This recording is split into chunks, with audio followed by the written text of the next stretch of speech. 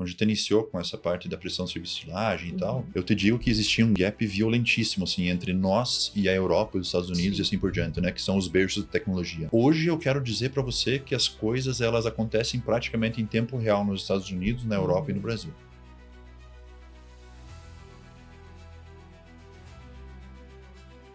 Então a gente vê que precisa de bastante eficiência produtiva, velocidade. Se uma máquina colhia no passado em 70 dias 1.000 hectares, ela tem que colher esses 1.000 hectares hoje em 30 dias.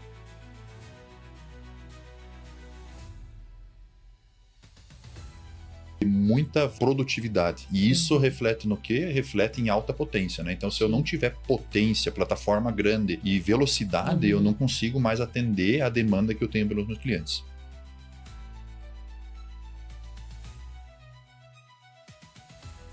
Tecnologias da parte agrícola, quando elas entram num país, elas entram em média 10 anos antes da tecnologia da pecuária.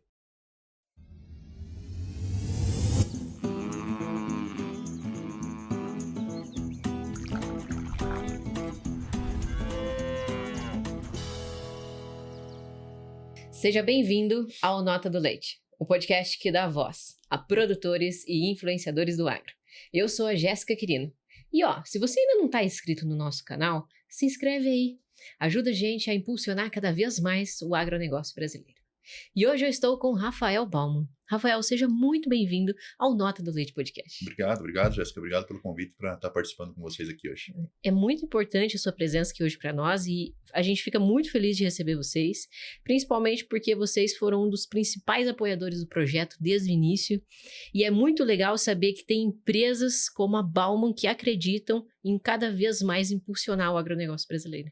A gente acredita muito nessa fonte de informação, em trazer informação para o produtor, e a gente sempre vai apoiar esse tipo de iniciativa porque a gente acredita que é muito importante trazer a informação, compartilhar a informação. Sim. Às vezes o produtor está muito dentro da operação no dia a dia e acaba não tendo tempo para se informar, e a gente entende que canais assim como o seu, que é totalmente técnico e voltado para o leite mesmo, tem muito a agregar. Então é por isso que a gente sempre tenta, de alguma forma, apoiar um canal assim, né? Obrigada.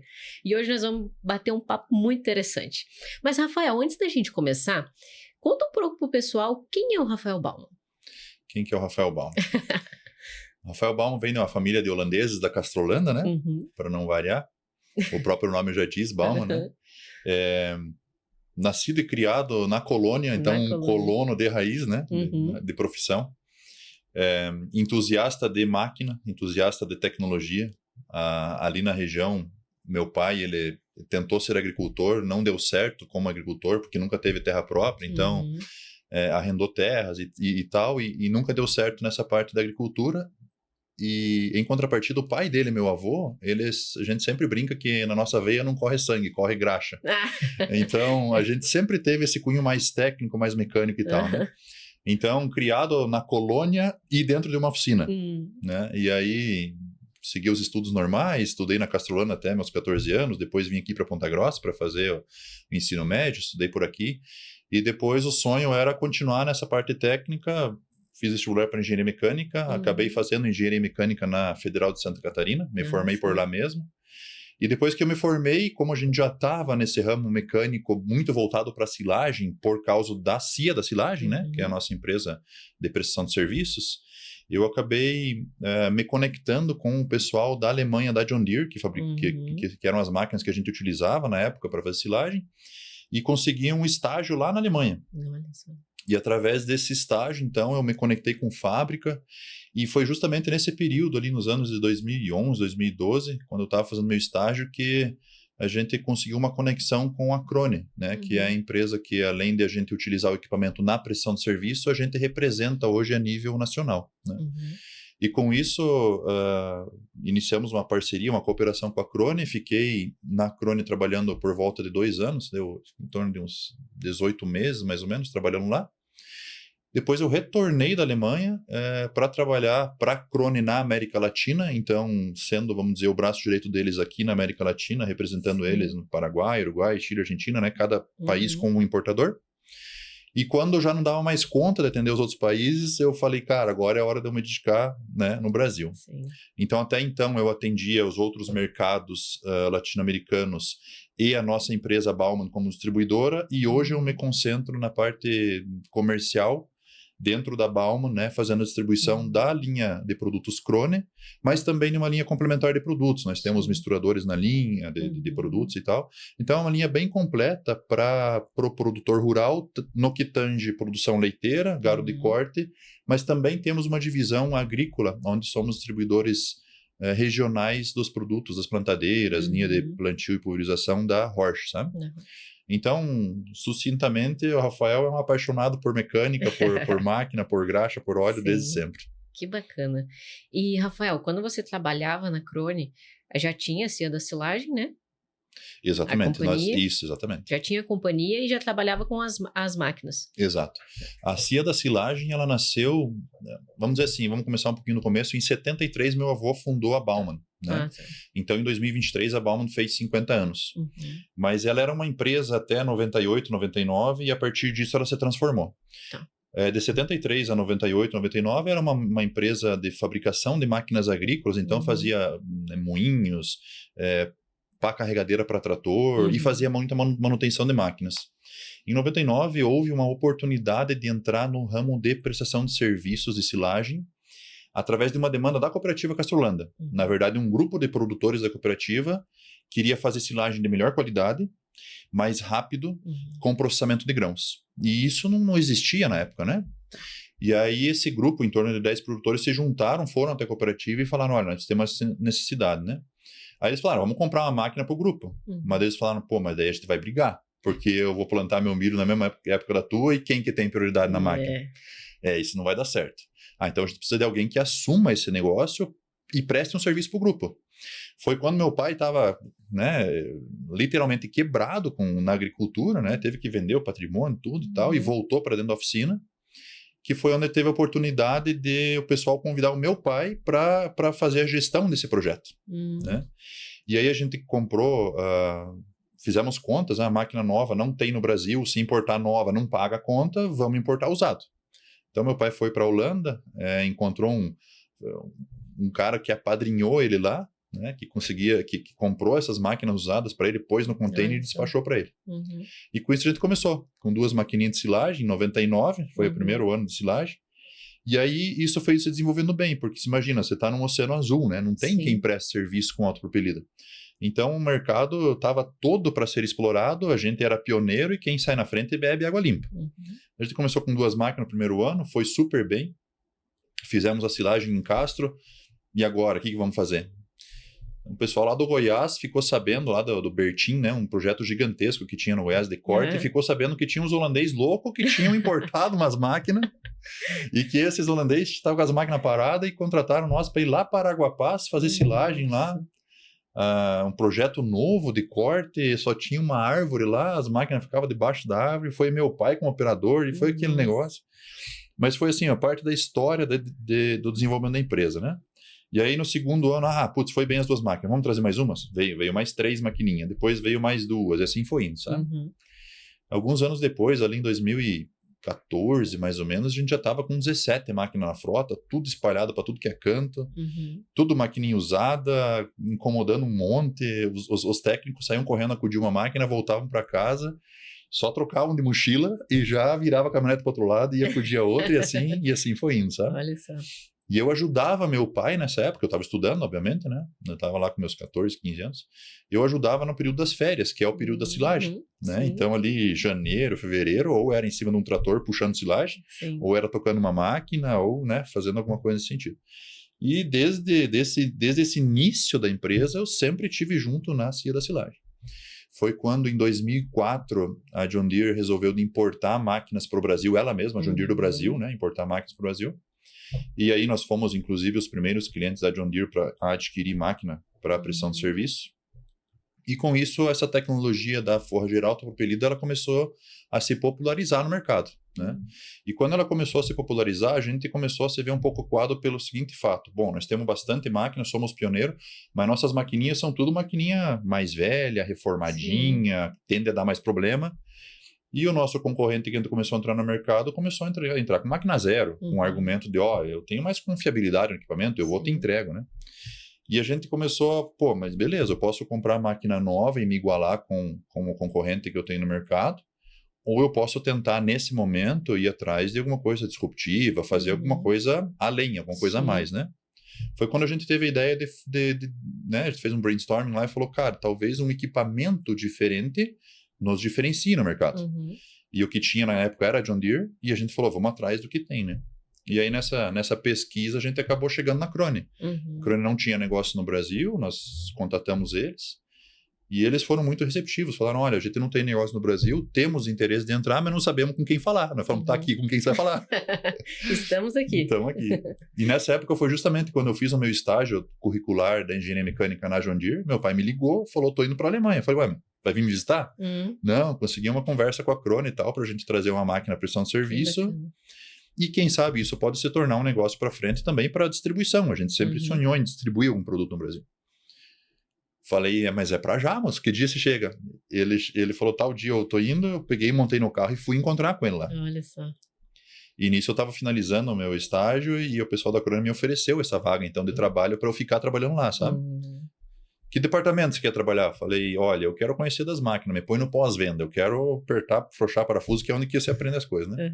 E nisso eu fiquei lá, meus 2 anos na Krone, nós importamos a primeira forrageira, né, quando isso aconteceu, e essa primeira forrageira a gente começou a colocar ela em feiras, por exemplo, AgroLeite, para tentar mostrar que nós tínhamos um diferencial na prestação de serviço. Mas aí foi meio surpreendente que os clientes às vezes vinham para nós e falavam assim, viu, a máquina aqui, forrageira, é espetáculo, mas a Krone também tem cegadeira, espalhador, enleirador, enfardadeira. Você não me traz uma cegadeira? Você não me traz um enleirador? E devagarzinho a gente foi fechando um containerzinho misto. Põe uma cegadeirinha, põe não sei o quê. E isso foi tomando um corpo. E uma demanda que a gente achava que não existia no Brasil, que era a fenação, que era muito incipiente na época, começou a ganhar um corpo bastante grande, sabe? Começou a ter bastante demanda. Na época só tinha um fornecedor no Brasil e a gente entrou como um segundo fornecedor e a gente, de novo, conseguiu beber uma certa água limpa porque entrou num mercado que estava em franca expansão. Né? A gente é muito devoto a Deus, a gente acredita demais, e eu acho que Deus, de volta, deu uma segunda chance para nós de a gente entrar num negócio que estava se iniciando, de poder, né, ser pioneiro. E com isso a gente começou, então, a mudar um pouco a característica da empresa. Era 100% focada em prestação de serviços e a gente começou então a entrar nesse ramo também da venda de equipamentos.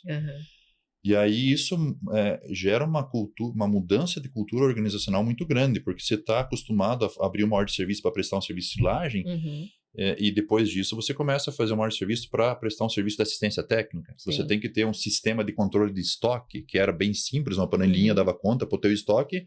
Opa, agora eu preciso suplementar meus clientes. Então eu preciso ter um controle de estoque mais apurado, um estoque mínimo assim por diante, né?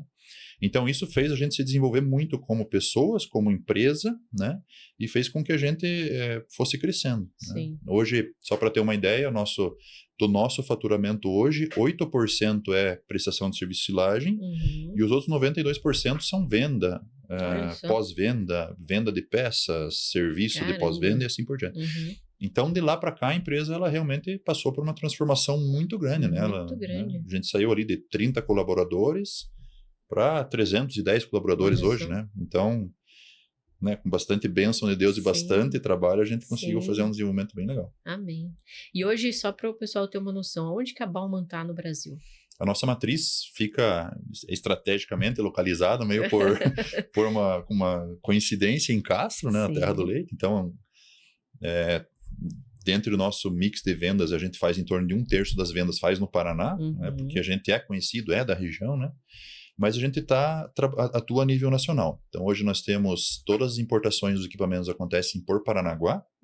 Eles vêm para Castro, a gente faz a montagem, faz toda a parte de controle de qualidade e dali a gente despacha para nossas lojas. Né? Hoje nós temos 14 unidades no Brasil, então são 4 no Paraná. Então, nós temos Guarapuava, Ponta Grossa, Castro e Toledo. Depois nós temos 2 unidades em Santa Catarina, uma no Rio Grande do Sul. Aí temos uma unidade em Itapeva, São Paulo, temos em Campo Grande, temos em Uberlândia, temos em Luiz Eduardo Magalhães. E aí tudo isso junto dá as 14 unidades. Estamos abrindo uma agora em Varginha, para atender o Sul Mineiro. Exatamente. Olha só, que bacana.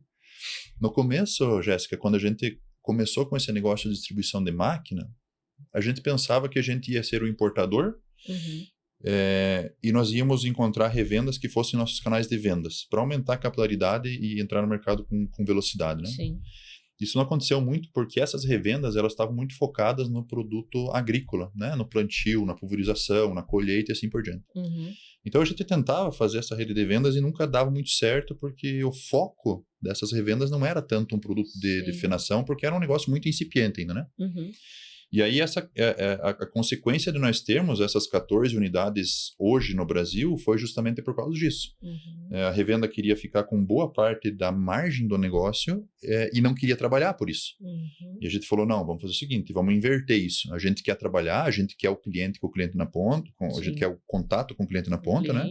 Queremos ter uma pós-venda de qualidade, queremos estar mais próximo, então vamos usar essa margem que teoricamente uma revenda puxaria para ela para tentar custear uma loja. Sim. A gente fez um piloto em Campo Grande, funcionou muito bem, e esse projeto a gente expandiu. Né? Então, isso foi expandindo devagarzinho, né? Ponto a ponto, conforme ia dando, a perna Campo Grande alcançava. foi a primeira. Campo Grande foi a primeira unidade que a gente pôs. Por que Campo Grande, Jéssica? Nós fazíamos muito serviço de silagem lá. Então, a gente fazia toda a nossa silagem em janeiro, fevereiro em Castro, e depois tinha toda a safrinha que ali, aquela região do Mato Grosso do Sul, estava bem desassistida. Então a gente mandava muita máquina lá. E a gente precisava de um ponto de apoio para a prestação de serviço, uma oficina mecânica e tal, né? E aí a gente falou assim, bom, se a gente já precisa de um ponto de apoio lá, por que a gente não faz esse ponto de apoio ser também para a venda de máquinas, ser uma unidade mista, né? E a gente começou lá, deu certo e essa estratégia a gente foi expandindo pelo Brasil. Olha só, que bacana. Hora de conhecer quem está conosco nessa jornada pelo futuro da pecuária e agro brasileiro. Fitobiotics, Ouro Fino, Bauman, Lely, Dairy Up, Azeclin, Hanscamp, Salmix, Hanlelac, Delaval, Cooperativa Castriolanda, Cooperativa Frisia e Grupo Masters do Leite. Essas marcas acreditam no poder da pecuária e estão impulsionando junto conosco o agro brasileiro para outros patamares. Se você também quer impulsionar a pecuária e o agro brasileiro, siga, curta e compartilhe esse episódio. Vamos fortalecer juntos essa rede que transforma o campo.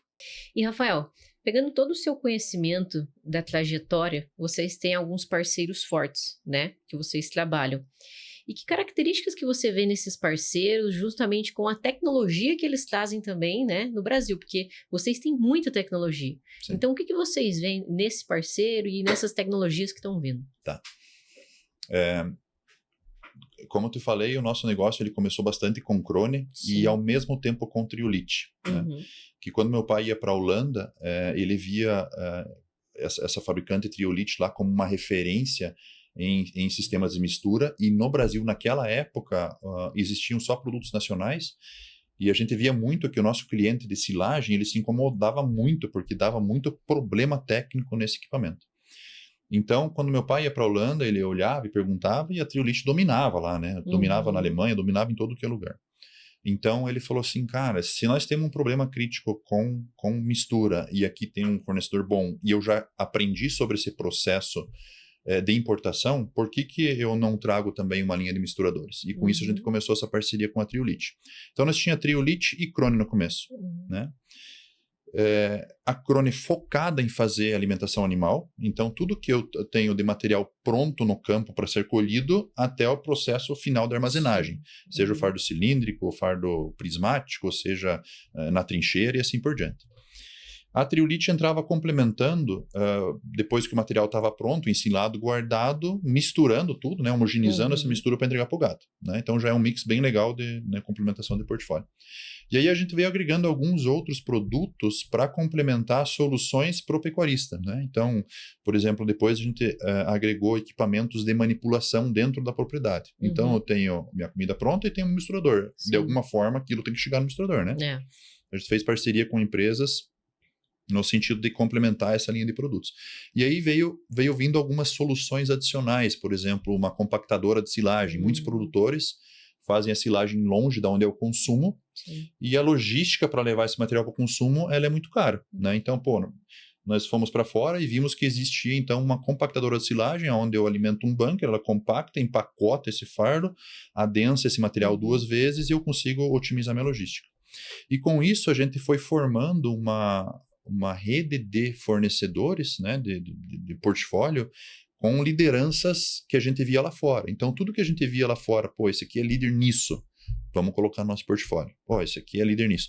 Então, eu costumo falar que existem 2 perfis de empresa. Existem empresas que elas são bem generalistas, né? Você pega uma John Deere, por exemplo, uma CNH, eles fazem de tudo um pouco. Mas é muito difícil uma empresa generalista ela ser a melhor em tudo. Né? Ela pode ser melhor aqui e ali, mas e aqueles outros produtos também são bons, mas não são os melhores ou não são os líderes dentro daquele segmento.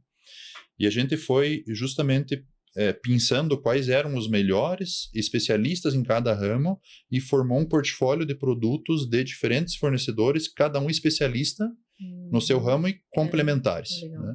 Então essa foi a nossa estratégia quando a gente fez o nosso mix de produtos no nosso portfólio, sabe? Que bacana.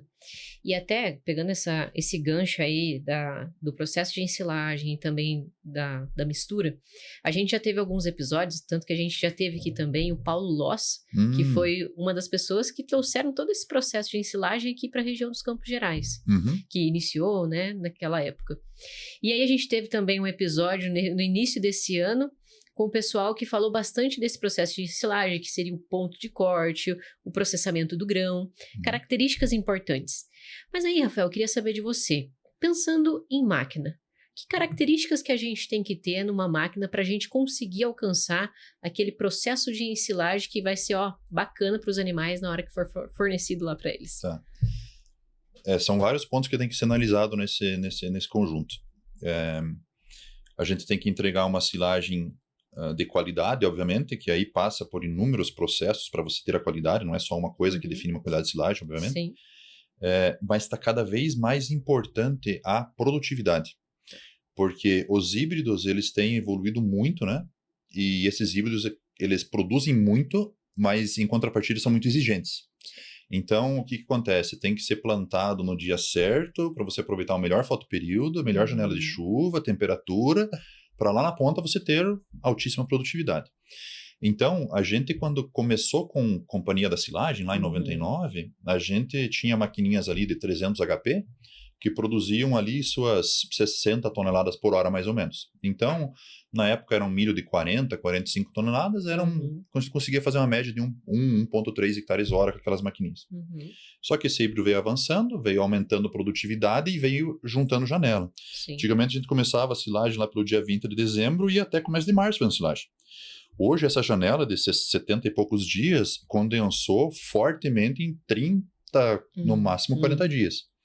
Então a gente vê que o ponto da silagem está cada vez mais curto, todo mundo plantando junto e a demanda muito forte. Sim. Então a gente vê que precisa de bastante eficiência produtiva, velocidade.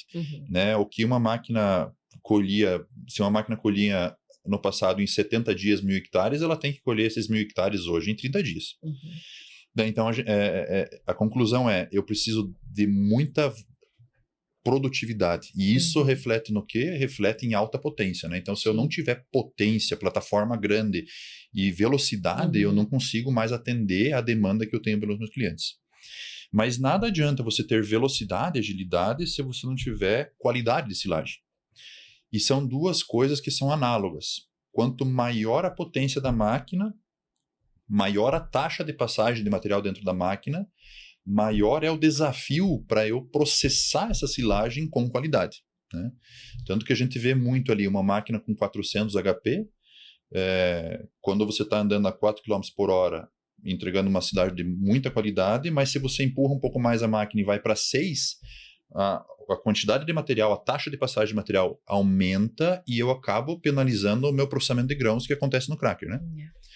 Aí você imagina você sair de 400 HP e ir para 700 a 800 HP, que é a nossa média de potência hoje das máquinas, né? O quanto você aumenta de taxa de passagem, se mais que dobra, com o compromisso de manter a qualidade na ponta. Né? Então, o desafio de engenharia dessas máquinas é muito alto, né? Então, Eu dou sempre exemplo. Antigamente, nossas maquininhas 300 HP, elas tinham 2 correiazinhas sim para fazer a transmissão do cracker, né? E dava conta. Por quê? Porque passava pouco material. Né? Hoje você tem 5, 6 correias desse tamanho, ó, que chama de Power Band, inclusive. E é uma potência, nossa, pesada passando dentro do cracker para tentar, naquela taxa, processar cada grãozinho, né? Então, o que eu preciso hoje, além da produtividade, eu preciso que a silagem ela passe na pen state e ela atenda aquele padrão de qualidade de picado e, ao mesmo tempo, eu tenho que estar lá com KPS acima de 70, né? Tem muito produtor nosso que a teoria fala 70 é ótimo, né? Mas tem muito produtor nosso hoje que fala, olha, eu quero acima do ótimo, você tem que me entregar 80. E aí a gente tem que rebolar, né? Nossa, a engenharia, a configuração da máquina. Claro que tem alguns segredinhos por trás, né? Que a gente, né, como prestador de serviço, a gente tem, para a gente tentar entregar um KPS de 80, 82. Nós temos KPS aí de 88. Né? Olha isso. Mas isso varia muito, Jéssica, porque depende do ponto do milho, né? Depende também do tipo de híbrido, né? Existem híbridos que o grãozinho é muito chato, né? É difícil de você processar. Existe híbrido que quando está com de 37% a 40% de matéria seca, quebra super bem o grão, mas antes não. Né? Existe híbrido que tem um pericarpo que é muito forte, então você processa, quebra esse grão, e aí ele está quebrado em 4 pedaços, mas o pericarpo está segurando, né? Está segurando aqueles 4 pedaços. E aí quando você vai fazer um KPS, você, né, chacoalha ali a bandejinha, apesar do grão estar quebrado em 4 pedaços, por ele estar emendado ali, ele não cai no 4,75. E acaba que te penaliza o KPS. E às vezes, essa mesma silagem, se você deixar ela estabilizar depois de 60 dias e vier voltar fazendo KPS, como teve uma degradabilidade do amido, ele soltou um pouquinho da casquinha, você vai lá, faz o KPS, subiu 10 pontos. Né? Por quê? Não é porque a silagem ficou melhor de um dia para o outro, é porque simplesmente o amido soltou da casca, né? Com certeza. Então, existem bastante segredinhos hoje para atender a demanda do produtor. E muitas vezes as técnicas de medição hoje talvez não são tão justas como essa, né? Você processou o grão e aí quando você fez o teste, poxa, não atendeu. Mas ele está lá como deveria, né? Mas é bastante desafiador. Entregar produtividade e qualidade juntos, esse é o gargalo. E, Rafael, você falou uma coisa interessante, que vocês têm essa prestação de serviço, né? E também esse pós-venda, né? Então, assim, vocês não só vendem o equipamento, mas vocês também fazem todo o pós-venda. Assim como tem toda essa parte de prestação de serviço, até antes do momento desse processo de ensilagem, né? E como que foi isso? Como que vocês começaram a ver no decorrer dos anos que vocês precisavam partir para esses diferenciais? Tá. Primeiro de tudo porque o mercado ele veio evoluindo e veio exigindo, né? Quando nós entramos em 99 com as forrageirinhas antigas lá, aquelas John Deere de 300 cavalos, o que o produtor buscava era simplesmente, olha, cara, eu tenho hoje isso aqui, né? Que é uma silagem que ele picava com 4, 5 milímetros, acabava com a fibra, para tentar de alguma forma fazer com que a faca da máquina atingisse grão por grão para processar da melhor forma possível o grão. Então, as máquinas não tinham processador. Eu tinha que picar fino para tentar processar um grão, né? E aí, quando a gente veio com a tecnologia com cracker, o produtor falava assim, olha, se você simplesmente partir a casquinha para mim, ou o pericarbo, né, abrir o grão para mim, tá ótimo. Então, a gente foi uns 3 anos assim, meu Deus, que qualidade de silagem vocês entregam, gente. E aí o referencial ele vai mudando, né? Então, conforme o tempo vai evoluindo, vai mudando o referencial. Aí a tecnologia das autopropelidas evoluiu e também a pesquisa no leite evoluiu muito, né? E aí começou a vir conceitos de fora. Não, peraí, tem que estar partido pelo menos em 2 pedaços. Não pode mais ver grão inteiro só quebradinho, tem que estar aberto, beleza. Vai lá e arrocha e faz e mexe para tentar atender. O próximo conceito falava, não, agora nós temos que ter 3 pedacinhos, né? E aí, nossa senhora, daí a tecnologia que tinha já não entregava mais em 3 pedaços, daí tem que comprar máquina nova, com cracker melhorado, assim. Isso é uma eterna luta, né, né, buscando qualidade e tecnologia para sempre atender melhor, né? Até que entrou aí esse conceito que a gente conhece hoje do KPS, né, que veio lá da Universidade de Pensilvânia, etc., que tem que passar numa peneirinha de 4,75, que isso é o que garante a melhor digestibilidade do amido, né? Então, a gente teve que evoluir junto com o mercado e junto com as tendências para que a gente pudesse continuar no mercado, né? Não só continuar no mercado, mas continuar na liderança do mercado, sendo uma referência. Com certeza. Esse é um desafio bastante grande. É um desafio. Né? Mas acho que outro diferencial também de vocês é que a gente falou, né, da Big X, né? A gente estava comentando dela. Mas tem também máquinas que atendem o pequeno hoje, né? Porque eu acho que essa também é uma dificuldade, porque a gente tem essa alta tecnologia que tá muito para os grandes produtores, claro. Os pequenos também podem ter acesso, mas por conta de uma concorrência ali no momento do processo que tá todo mundo precisando fazer o corte, às vezes eles não conseguem encaixar. Mas a gente também tem essa tecnologia para os pequenos, né? Exato. Que é através da Serena. Exatamente. O pequeno, ele sempre vai sendo empurrado um pouco de lado. Sim. E a tendência é que sempre o grande, ele englobe o pequeno, porque o grande sempre tem acesso à tecnologia mais alta, sempre tem acesso a mais crédito, né? Sempre é mais capitalizado, né? E realmente o que acontece na prática é isso, né? Você é um prestador de serviço, né? Você programou a silagem do grande e do pequeno. Aí chegou num momento que ou a máquina quebrou, ou choveu 10 dias sem parar, e você começa a se apertar. Cara, é intrínseco. O pequenininho, ele vai ficando de lado, você vai priorizando as áreas grandes pela pressão que é o negócio, você quer manter esse cliente grande, e acaba que você acaba penalizando sem querer o pequeno, né? E a gente sempre enxergou muito isso. Acontecia muito dessa disparidade entre grande e pequeno ser muito grande, né? E eu tenho um amigo de muita longa data minha, que é o Emerson, lá no Rio Grande do Sul, que ele se especializou em fazer componentes de forrageiras. Então ele faz rolo de cracker, ele faz faca, contra-faca, peça em geral para forrageira. A gente sempre foi muito amigo porque ele sempre forneceu o rolo de cracker para nós, sabe? E aí ele é meio inventor, assim, ele gosta de tecnologia nova. E um dia ele desenvolveu um cracker para forrageira pequena. E ele desenvolveu essa tecnologia, mas ele não tinha forrageira pequena. Quando eu falo forrageira pequena, é trator, né? Máquina tratorizada, né? Ele desenvolveu uma tecnologia de processamento de grão para máquina pequena. Ele falou, com isso aqui, o pequeno vai ter acesso a uma cidade de qualidade. Só que ele não fabricava a máquina. Então, o que ele fez? Ele buscou no mercado quem tinha a máquina para ele acoplar esse processamento de grãos. E ele encontrou uma fabricante nacional, fez uma parceria e licenciou essa tecnologia para esse fabricante. Então, esse fabricante começou a produzir a máquina com o processamento de grãos. E aí, em algum momento, ele falou assim, agora eu tenho esse licenciamento, vou continuar inventando. Inventou, ele via que o processamento de grãos era bom, mas a qualidade do picado não era boa. Então, eu estava processando o grão, mas a fibra não estava legal. Ele começou a estudar e falou, não está ficando legal porque as facas, o sistema de afiação é muito ineficiente. Então, eles começam um dia com a faca afiada, durante o dia não vai parar para afiar porque demora quase 1 hora para afiar uma máquina dessa. E acaba o dia com uma silagem má. Então, começa bem e termina ruim, todo dia. Ele falou, cara, se eu desenvolver agora um afiador automático para essa máquina pequena, o cara vai afiar mais vezes, vai ter processamento de grão com qualidade de picado, vai ficar legal. Só que ele estava bastante insatisfeito com o resultado do que a maquininha que ele tinha licenciado lá estava entregando. E a gente encontrou numa feira uma vez e ele falou, eu licenciei o cracker, mas não tá legal a máquina lá. E agora eu vou licenciar o meu afiador, eu tenho minhas dúvidas, sabe? Não sei se é o casamento certo. Eu falei, Emerson, eu já te falei que um dia a gente ia fazer alguma coisa junto, cara. Tá aí a oportunidade. Você tem a patente do cracker, da afiação automática. Em vez de você licenciar, puxa tudo de volta para trás.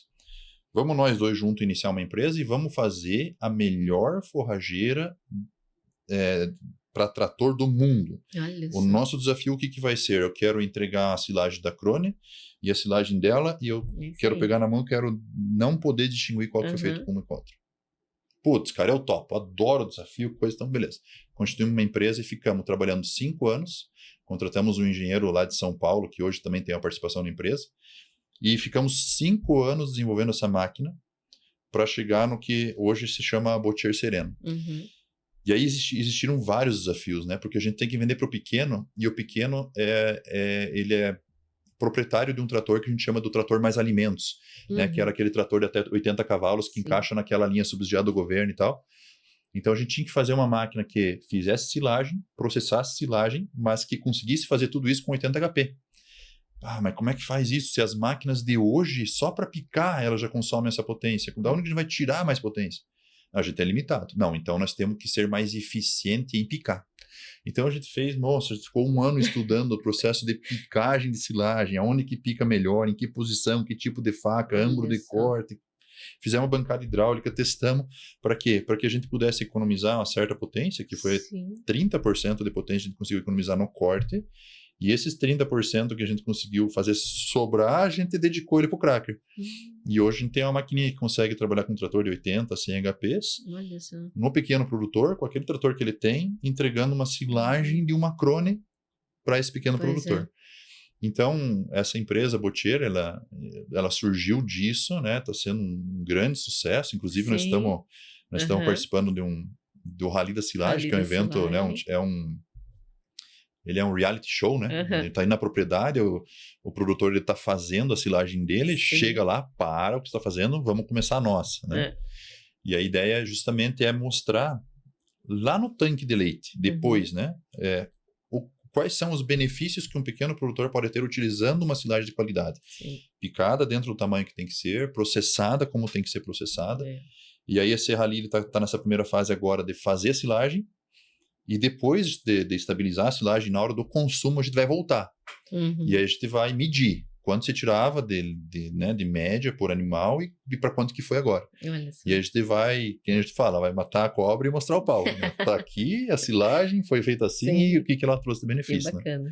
Então foi um desafio pessoal nosso, um negócio novo, mas que também tem um cunho social, né? Tentar trazer para o pequeno, médio produtor também uma certa competitividade do mercado. Com certeza.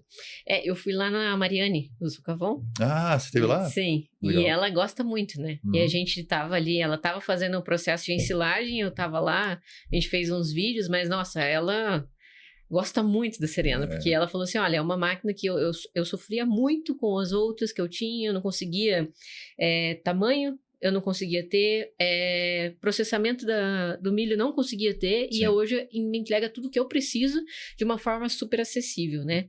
Exatamente. Não, a Mariana é um case de sucesso muito grande nosso, inclusive já gravamos com ela aqui. Ela mesma reporta, ela falou, nossa, eu estava consumindo esse silo aqui que eu tinha, né, fazia com máquina tradicional de trator, né, e eu saí desse silo e eu entrei no silo da Serena. Cara, em 3, 4 dias, obviamente o gado não responde na hora, né, precisa de um períodozinho de ajuste, em 3, 4 dias ela subiu a média dela só com a troca de silo em 2,7 litros por dia. Então ela mesma reporta isso aí, ela mesma fala, ela dá o depoimento dela. E aí, quando você coloca 2,7 litros por animal e você pega um plantel e você faz uma conta, você vê que o payback de uma máquina dessa é extremamente curto, né? Sim. Porque é um dinheiro que ele entra líquido no teu bolso, porque o custo da silagem é o mesmo, né? O híbrido é o mesmo, o fertilizante é o mesmo, tudo é a mesma coisa. E guardar a lona, tudo é o mesmo. Então, é um negócio que entra líquido no bolso. Então, esse payback, ele é muito rápido nessa máquina, né? E ela é um baita de um case de sucesso, assim, que... Com certeza. Muito legal. E, Rafael, então a gente falou um pouco, né, dessa parte do processamento, e aí você falou também dos vagões, né? Hoje, pensando em vagões, que a gente tem que fazer toda aquela mistura total, o que vocês veem de principais características num vagão que são importantes? Um vagão, ele à primeira vista, assim, ele pode parecer uma tecnologia bem banal, bem simples, sabe? Você olha ali, o que é isso aqui? É uma cuba com 2 roscas, ou uma rosca, existem os horizontais, é só um batedor no meio e tal, né? Mas o vagão, ele tem desafios enormes durante a engenharia e durante o trabalho dele, né? O primeiro desafio é que você lida com diferentes propriedades, com diferentes tipos de dieta, né? Então, você tem uma dieta de gado de corte que ela é muito pouco fibrosa, porque geralmente o gado ele passa a vida no pasto e faz só terminação de 90 a 120 dias no coxo. E ela é uma dieta extremamente energética, ou seja, você põe só o que precisa de fibra para ter um pouquinho de processo de ruminação, mas você quer pôr energia em cima desse gado. Então, é uma dieta pesada e pouco fibrosa. Em contrapartida, você tem uma dieta de gado de leite de alta produção que é extremamente fibrosa, tem muita adição de pré-secado, palha, feno e assim por diante. E o vagão tem que conseguir atender as duas demandas mantendo um padrão de homogeneização único. Né?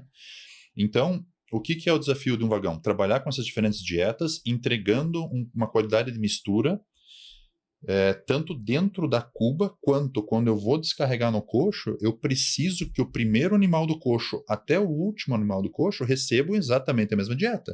Eu não posso fazer com que esse cara aqui receba mais amido e mais proteína e aquele lá fique só com o feno e a palha. Os caras têm que receber a mesma coisa, né? Então o desafio é esse, é você ter diferentes dietas homogeneizadas por igual, descarregadas por igual, né? Com alta confiabilidade, a máquina que trabalha 365 dias por ano, você não pode parar, né? Você imagina, parou a máquina, acabou teu sistema de trato do animal, o bicho passa fome. Então tem que ter confiabilidade, não pode degradar fibra. Então, por exemplo, eu preciso processar uma palha, preciso processar um feno, um pré-secado, mas não posso picar um milho. E tá tudo junto, né? Então tem mais esse desafio. E também baixo custo operacional. Eu não posso consumir horas misturando para entregar esse produto homogeneizado, mas gastei 50 litros de diesel. Sim. Eu preciso ser o mais eficiente possível no consumo de combustível. E aí que entra o detalhe, né? Entra o design da cuba, entra o design da rosca, desde embaixo, como que ela pega o material, como que ela levanta, como que ela translada o material dentro da cuba, né? A gente sempre fala assim, os grandes produtores, eles passam a ter máquinas de pelo menos 2 roscas verticais, né? 2 ou até 3. E aí, se eu carrego um componente sólido lá, por exemplo, eu vou carregar um fubá em cima da máquina. Você imagina que você tem 2 roscas verticais que pegam o material de baixo e jogam para cima. Então, esse movimento aqui, todos os misturadores fazem, né? Aí, se imagina que você carrega o farelo em cima de uma das roscas. Beleza, né? Então, aquele farelo que está em cima da rosca, como a mistura acontece verticalmente, ele fica nessa rosca. Quando eu vou iniciar a descarga, eu abro a porta da frente, sai primeiro todo o material da rosca da frente, sem esse fubá, para que depois esse material de trás ele comece a se transladar para frente, ser descarregado e sair o fubá. O que acontece? O gado do começo do coxo ali, da linha de coxo, recebe um material sem fubá e o restante recebe com fubá. Então isso não pode acontecer. E aí existem tecnologias e patentes que fazem com que, se eu descarregar esse material em cima dessa rosca, eu tenho que ter esse fluxo horizontal de mistura transladando esse fubá de um lado para o outro para que o gado do começo receba o mesmo que o gado do final recebe. E aí são tecnologias e detalhezinhos bem, bem sucintos e que acontecem assim ao longo de muitos anos de estudo, né? Tanto que a Triolite é uma empresa de 100 anos de história, né? Desculpa, 75 anos de história. 75. Desenvolvendo tecnologia para fazer com que aquele fubazinho que estava ali vá lá e atinja o animal na ponta, né? Então, apesar de parecer uma tecnologia simples no misturador, juntando confiabilidade, entrega de mistura, consumo de combustível, baixa manutenção, etc., juntando todos esses pontos, você começa a ver que é uma tecnologia bastante alta, sabe?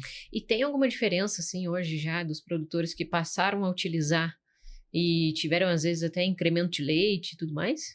Com certeza. Se você tem um misturador, você pode pegar um próprio Triolite, né? Ele vai trabalhar lá 3, 4 anos com um coeficiente de variação, um CV extremamente baixo, ali 3, 4% no máximo. Só que chega num momento que ele tem um certo desgaste, né? As folgas começam a aumentar, a rosca começa a diminuir, o desgaste começa a acontecer, e onde acontece esse desgaste, você tem um acúmulo de material, de dieta, né? E aí você começa a penalizar e você vai medindo ali, no 4º ano teu CV aumentou 0,5%, no 5º já aumentou 0,5%, você vai chegar num ponto onde o teu CV já começou, né, pelo desgaste e variar muito. E quando você renova o misturador, você tira toda essa folga de novo, né? Você coloca um misturador novo que vai voltar ao CV antigo. E isso aí chega a dar umas discrepâncias muito grandes. E aí isso aumenta muito quando eu tenho uma tecnologia de mistura defasada, um equipamento meu que talvez não tenha toda a tecnologia que um Triolite tem, que já não que entreguem, é muito comum a gente ver CV acima de 10, 12, 15%. E aí quando você está com 15% de CV e você baixa para 3%, numa pancada só, colocando um misturador novo, o resultado lá no tanque é violento. A gente tem clientes aí com 1,8, 2 litros por animal dia só de sair daquele misturador, né, defasado e entrar numa tecnologia nova. Olha só que bacana. Quanta diferença de produção. E, Rafael, hoje você comentou que tem tem 14 unidades, né? Balma espalhada pelo Brasil. E a gente tem também pessoas que trabalham, né? Hoje, mais ou menos, quantas pessoas que estão trabalhando em toda essa operação? como um todo, hoje, a gente pegar toda a nossa operação, a gente para não mentir por para você, eu sempre falo 310, mas eu não vou mentir aqui por ser um podcast, somos em 309 colaboradores Olha hoje só. na empresa.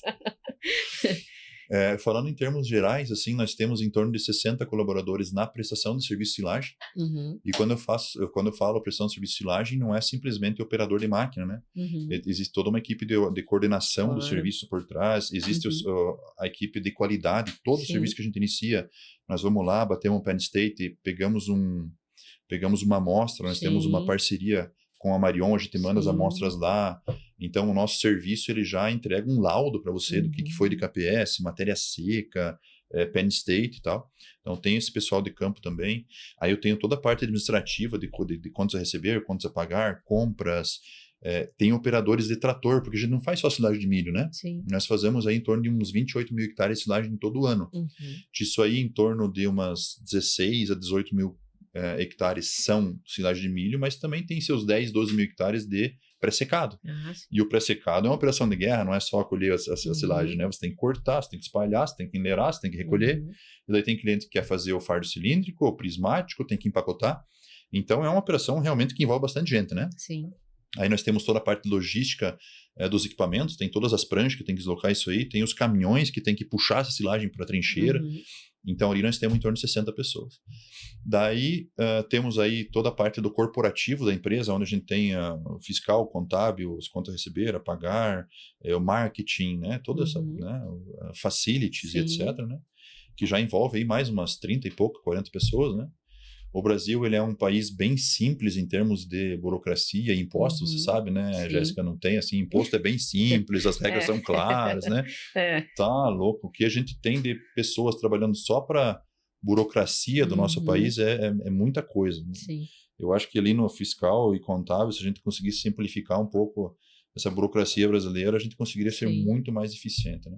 Com certeza. Mas temos ali umas 30, 40 pessoas envolvidas. Depois nós temos todas as lojas. As lojas precisam de uma coordenação, precisa de uma coordenação técnica, precisa de pessoas em estoque e tal. Então, você vai juntando pessoas, cai lá, né, nas unidades, na prestação de serviço, no corporativo. Temos hoje quase 40 vendedores a campo, né? Você junta tudo isso aí, coloca na mão ali, são 309 pessoas. 309 pessoas. 309. E Rafael, pensando que vocês são uma empresa de bastante tecnologia, né? Tem muita tecnologia envolvida. Como que funcionam as capacitações de vocês? Que a gente sabe que vocês têm um centro de treinamento, né? Como que vocês fazem toda essa preparação dos profissionais para estar atendendo o produtor da melhor forma? Sim. Respondendo essa pergunta pelo começo, Jéssica, eu acredito que não só nós, mas todas as empresas hoje, o grande gargalo de todo mundo é a mão de obra, né? É a operação em si. Eu acredito muito que devido à política instaurada no Brasil e tal, o governo foi cada vez gastando menos em educação. Né? Então, você vai lá numa agência de emprego, tem um monte de gente que aplica para trabalhar. Quando você vai fazer uma peneira dessas pessoas e ver o que realmente elas estão capacitadas a fazer, você começa a peneirar, e de 100 pessoas, às vezes sobra uma pessoa, né? Então, o mercado de trabalho hoje é muito carente de pessoas com capacitação, seja ela qual for, né? Seja para pegar na pá e carregar um vagão misturador, mas você não tem essa pessoa hoje, né? Então, o que a gente vê? Que a iniciativa pública, cada vez, ela investe menos em capacitação, né? Em educação das pessoas. Então, nós como empresa, como iniciativa privada, a gente vê que se a gente quer ter pessoas boas, nós temos que investir nisso, não tem jeito. Se a gente for depender do governo, a gente não vai para frente, né? Então, pensando nisso, nós investimos num centro de treinamento, né? Em Castro, juntamente com nossos fornecedores. A Crone foi um dos grandes incentivadores disso aí, porque se imagina, eu tenho que treinar meus técnicos, o equipamento vem da Alemanha, e eu mandar lá 4, 5 técnicos para a Alemanha todo ano e pagar passagem aérea, despesa de hotel, alimentação, tudo na Alemanha, é muito caro treinar essas pessoas, né? E assim como nós, os importadores da Crone nos outros países também faziam a mesma coisa, então isso era um budget violento de treinamento, né? Chegou num ponto que a gente falou assim, vamos tentar fazer um piloto no Brasil. Fizemos uma estrutura improvisadora, num barracão lá, e trouxemos os professores de lá e treinamos a América Latina no Brasil. E aquilo funcionou muito legal, pô, um custo bem baixo e muita eficiência. A gente falou, cara, faz sentido nós fazer isso. Claro, ir para a Alemanha a cada 5 anos, para você ter para o teu técnico ter esse contato com a fábrica, é importante, né? Para eles verem de onde que a máquina vem, a linha de montagem, como que ela é feita, é legal. Mas se a gente puder reduzir, fazer isso todo ano para cada 5 anos, a gente baixa muito custo. A gente apresentou esse projeto para a Crone, e a Crone, ela falou, pô, gostei da ideia, eu acho que faz sentido, Castro é um lugar legal, porque tá vamos dizer, num lugar que é bem... se você olhar no mapa da América Latina, está bem localizado ali, né? Você tem acesso rápido para tudo. Sim. Aeroporto de Curitiba, pista dupla, né? Então é um lugar legal para a gente ter isso aí. E eles incentivaram nós, mostramos um projeto para eles e eles ajudaram nós com um aporte financeiro para a gente fazer um centro de treinamento. E hoje a gente investe muito em capacitação dos nossos colaboradores no centro de treinamento, né? Então, quando a gente contrata uma pessoa, nós temos todo um processo de onboarding na empresa, onde é feita toda uma integração da cultura da empresa, de todos os setores, quem procurar, como procurar, o que a gente faz, qual que é o nosso core business, assim por diante, né? Então, a gente investe muito em capacitação, usa muito esse centro de treinamento para treinamento inbound, né, dentro da empresa, mas também para treinamento dos nossos clientes. Porque você vê, antigamente a máquina era tudo na alavanca, né? Você puxa a alavanca aqui, puxa lá e qualquer um faz a operação, né? Hoje, se o cara... Eu até brinco, né? Antigamente, você queria fugir da escola, você ia para o meio rural. Hoje, se você quiser ir para o meio rural, você tem que ir para a escola. Tem que ir para a escola. Porque as máquinas têm muita tecnologia, os ajustes são tudo na ponta do dedo, é tudo touchscreen. Então, a gente precisa disso também para trazer conhecimento para o nosso cliente na ponta, né? Para o cliente, para o operador. Porque você vê uma máquina aí, você pega uma forrageira aí, custa de 4 ou 5 milhões de reais, né? Que você coloca na mão de um operador que muitas vezes ele não tem um ensino básico, um ensino médio completo. De alguma forma, você tem que fazer entrar na cabeça dele que aquele equipamento é caro, que ele tem que ser bem mantido e bem operado. E não foge de você ter que ter um lugar, um centro de treinamento, pessoas capacitadas para trazer esse conhecimento e disseminar ele, né? O que a gente busca com isso? Que o nosso cliente ele seja cada vez mais eficiente, que ele baixe custo de manutenção e que no final do dia ele economize dinheiro operando nossas máquinas, mas que também ele aumente o nível de satisfação conosco para que ele volte de novo a comprar com nós, né? Então, eu acredito que assim como a Serena tem um cunho bastante social, a iniciativa privada hoje, as empresas, elas têm que olhar para esse cunho social que é a educação. Né? A gente não pode deixar a educação só para o governo. Nós temos que gastar, nós como empresa, em capacitação, porque é um legado que fica não só para a empresa, mas que fica para as pessoas. Com certeza. Porque hoje o colaborador está com nós, mas um dia ele pode não estar. Agora, o que ele aprendeu com nós, ele vai levar adiante. Né? Tomara que não seja no concorrente, mas ele vai levar isso para a vida e é uma educação que ele obteve com nós que ele vai levar como um legado, né, para ele. E é um investimento, né, Rafael? Não dá pra gente pensar, eu vou investir nele, mas daí mês que vem ele não tá comigo. Mas, poxa, e se ele permanecer com você 10 anos? Né? E se a gente levar ele lá para conhecer no exterior e ele ficar por 10 anos? Então, isso é algo rico também, né? Que a empresa tem que pensar nisso, né? A gente tem que ser cabeça aberta nesse ponto, né? A gente não pode querer manter o conhecimento só para nós, ser o rei da cocada, mas quanto mais a gente conseguir disseminar esse conhecimento, mais a gente evolui as pessoas e também contribui com a sociedade, né? Sim, com certeza. Rafael, a gente está se aproximando no final do nosso episódio. Tá legal. E, Rafael, eu venho te acompanhando nas redes sociais e sei que você participa de bastante feiras, viaja bastante, todo mundo. E eu queria te perguntar, como que a gente tá? A gente tem bastante tecnologia em questão de máquinas aqui no Brasil, mas como a gente tá em questão do exterior? A gente tá evoluindo? A gente tá bem? Como que tá esse nível de tecnologia? Se a gente pegar 20 a 25 anos atrás, Jéssica, quando a gente iniciou com essa parte da prestação de serviço de silagem e tal, eu te digo que existia um gap violentíssimo, assim, entre nós e a Europa e os Estados Unidos e assim por diante, né? Que são os berços de tecnologia, né? Os maiores desenvolvedores de tecnologia no mundo agro estão na Europa e estão nos Estados Unidos, né? Existia um gap muito grande, por quê? Por causa da dificuldade de acesso, dificuldade de informação, dificuldade aduaneira para importar. No passado era muito mais difícil do que é hoje, né? Hoje é tudo mais automatizado, digitalizado, né? Então, acontecia que eles desenvolviam muita coisa lá e que o produtor, às vezes, até conhecia, sabia que tinha, mas não tinha acesso, né? Então, a gente pode dizer que o Brasil, até uns 25 anos atrás, ele andou 50 anos atrasado, né? A tecnologia de autopropelida, por exemplo, para fazer silagem na Europa surgiu na década de 70 e veio entrar no Brasil em 2000, né? Então, nós estamos falando mais de 30 anos. Sim. E existe também um estudo que diz que tecnologias da parte agrícola, quando elas entram num país, elas entram em média, 10 anos antes da tecnologia da pecuária. Ou seja, entrou aqui a agricultura de precisão no Brasil, GPS, coisa e tal. 10 anos depois, a pecuária, ela entrou num nível de patamar de tecnologia similar à agricultura, né? Então, o que se tinha antes no Brasil em relação ao que se tinha para fora era uma diferença muito grande. Hoje eu quero dizer para você que as coisas elas acontecem praticamente em tempo real nos Estados Unidos, na Europa e no Brasil. Exemplo nosso. Eu não trago um lançamento, uma tecnologia muito nova, muito disruptiva nos primeiros 1 ou 2 anos, porque aquele produto ele é meio um lote piloto, ele ainda está em validação, tem as doenças de criança dentro dele, né? Então eu quero evitar de trazer doença de criança para dentro né, para um outro continente. Claro. Então eu dou uma segurada.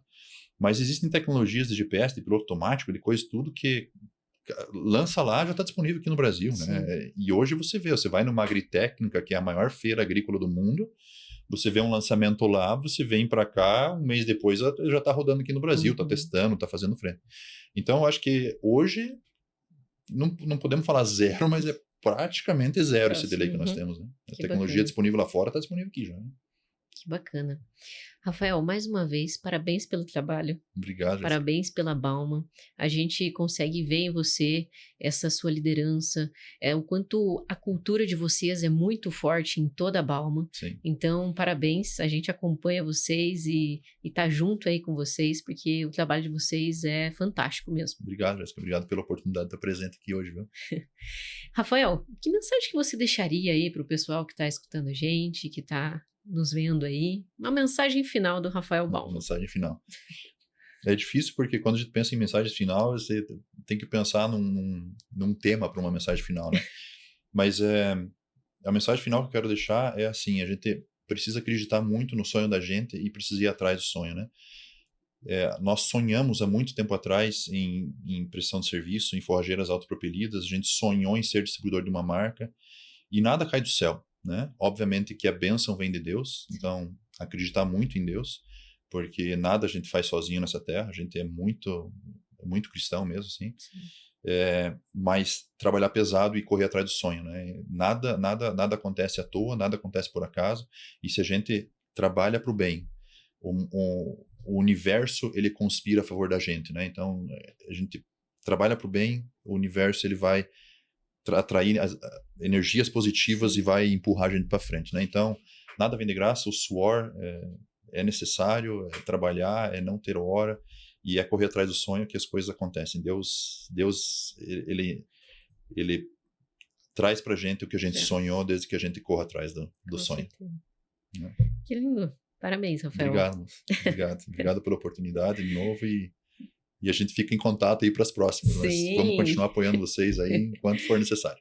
Obrigada, tá muito bom? Obrigada por esse apoio, que no nosso início foi muito importante e vem sendo muito importante a cada momento, a cada episódio, Rafael. Que bom. Obrigado. Muito feliz em poder contribuir de alguma forma, tá bom? E se você, assim como nós, também quer impulsionar o agro, siga e curta e compartilhe esse episódio. Isso vai ajudar a transformar o agronegócio brasileiro.